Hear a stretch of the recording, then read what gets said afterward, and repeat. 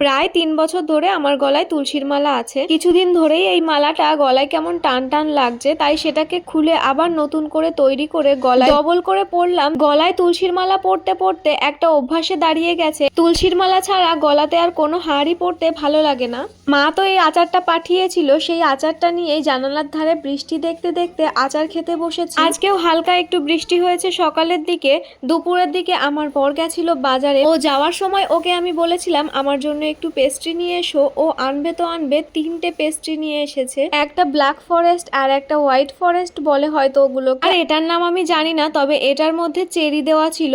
আর এনেছিল আমার জন্য ফল, সংসারের কিছু টুকটাক জিনিস। সমস্ত কিছু গুছিয়ে রেখে এখন আমি পেস্ট্রিটা নিয়ে বসেছি, একটুখানি টেস্ট করে দেখবো। তারপর যখন বর বিকালে বা সন্ধ্যার পরে আসবে বাড়িতে, দুজনে মিলে একসাথে বসে খাবো। আমরা দুজন মানে আমি আর আমার বর বরাবরই কেক খেতে খুবই ভালোবাসি। আমার বরের বন্ধুদের মুখে এবং আমার বরের মুখেও শুনেছি ও নাকি বিয়ের আগে এবং বিয়ের পরেও ওর বন্ধুদের জন্মদিন হলে কেক কাটার পরে কেড়ে কেড়ে খেয়ে নিত। তবে ওইভাবে কেড়ে খাওয়ার মজাই কিন্তু আলাদা। যদি বলেন এই পেস্ট্রি 3টে কেমন, তবে বলবো মোটামুটি খেতে, অতটাও ভালো না আবার খুব খারাপও না। বিকালবেলায় বাড়ির সামনেটা দিয়েই হাঁটছিলাম, তখন আন্টিদের এই মাঠ থেকে ওনারা বাদাম চাষ করেছেন, সেইগুলোই নিয়ে এসেছে। গাছ থেকে ওগুলো ছাড়িয়ে আমাকেও অনেকটা বাদাম দিয়ে গ্যাসের ওপর তাওয়া বসিয়ে ওগুলোকে আমি খাওয়ার জন্য ভেজে নিচ্ছি। বালি থাকলে ভালো হতো, তবে বালি এখন পাওয়া যাবে না, তাই এইভাবেই ভেজে নিলাম। যদি বলেন মাটি শুদ্ধ কেন আমি ভাজছি, তাহলে বলবো এগুলো তো জমি থেকেই তুলে আনা, এখন এটাকে ধুলে আর খাওয়া যাবে না।